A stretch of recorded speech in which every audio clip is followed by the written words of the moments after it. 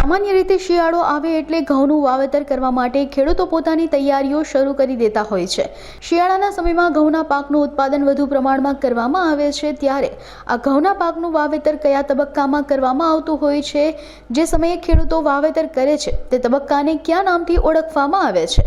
તે વહેલું વાવેતર કર્યું છે, સમયસર વાવેતર કર્યું છે કે પછી મોડું વાવેતર કર્યું છે? અને જો મોડું વાવેતર કરે અથવા તો વહેલું વાવેતર કરે તો ઉત્પાદનમાં કઈ રીતે ફરક નોંધાતો હોય છે, તે સમગ્ર બાબતે જૂનાગઢ સંશોધન કેન્દ્રના સહસંશોધન વૈજ્ઞાનિક અશ્વિન પાનસુરિયાએ માહિતી આપી હતી। મારું નામ અશ્વિન પાનસુરિયા છે। હું ગૌ સંશોધન કેન્દ્ર ખાતે સહસંશોધન વૈજ્ઞાનિક તરીકે મારી ફરજ બજાવું છું। એટલે આપણા વિસ્તારમાં ઘઉંનું વાવેતર કરવાનું થશે તો ઘઉંને લગતી જે કઈ માહિતી છે એમાં ખાસ કરીને કયા તબક્કામાં વાવેતર કરવામાં આવે અને એને અનુરૂપ કઈ કઈ જાતો છે એમની આપણે માહિતી આજે જોઈશું। ખાસ કરીને આપણા જે વિસ્તારમાં છે ગુજરાત અને સૌરાષ્ટ્રમાં કરીએ તો ખેડૂતો જનરલી 3 તબક્કામાં જુદી જુદી તબક્કામાં સમયે વાવેતર કરતા હોય છે। એમાં સૌ પ્રથમ જે છે વહેલી વાવણી, સમયસરની વાવણી અને મોડી વાવણી।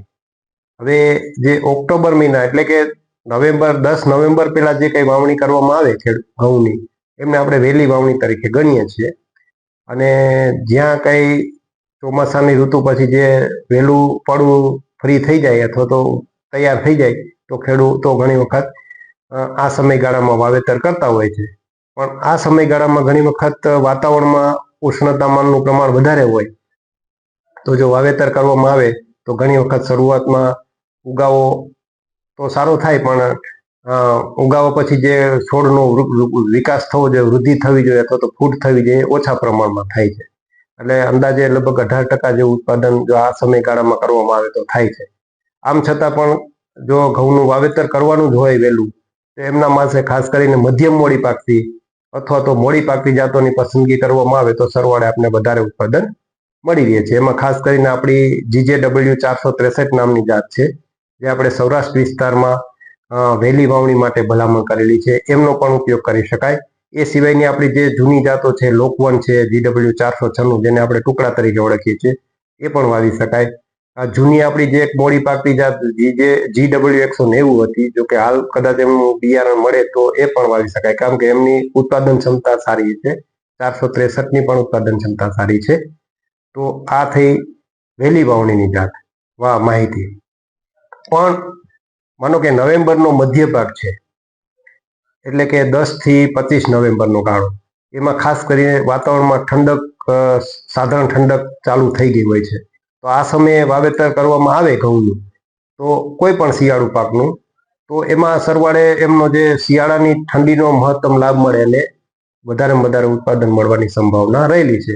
તો સમયસરની વાવણી માટે કરવાનું હોય વાવેતર તો નવેમ્બરનો મધ્ય ભાગ પસંદ કરવાનો કે જ્યારે સાધારણ ઠંડક થાય ત્યારે। અને એ માટેની જે જાતો છે એમાં તો ઘણી જાતો છે। એમાં માનો કે નવી જાતો કરીએ તો GW 513 જે વિજાપુર ખાતેથી બહાર પડેલી છે, એ સિવાયની GW 451 છે, આપણી GJW 463 ને પણ વાવી શકાય છે। એ સિવાયની GW 547 જે હાલ બહાર પડેલી છે પણ એને થોડો સમય લાગશે। આ સિવાય જૂની જાતોમાં જે આપણે છે લોકવન છે, GW 496 છે, GW 366 છે, એ સિવાયની મધ્ય ઝોનમાં જે રાષ્ટ્રીય કક્ષાએ બહાર પાડી જેમાં DBW 110 છે, HI 1634 છે જે ઇન્દોરની છે, એવી ઘણી જાતો છે એમનો આપણે સમાવેશ કરી શકાય વાવેતરમાં। તમને જેનું બિયારણ મળે એમનો તમે ઉપયોગ કરી શકો છો। તો આ સમયસરની વાવણી અને બને ત્યાં સુધી સમયસરમાં વાવેતર કરવું અમારી દ્રષ્ટિએ હિતાવહ છે।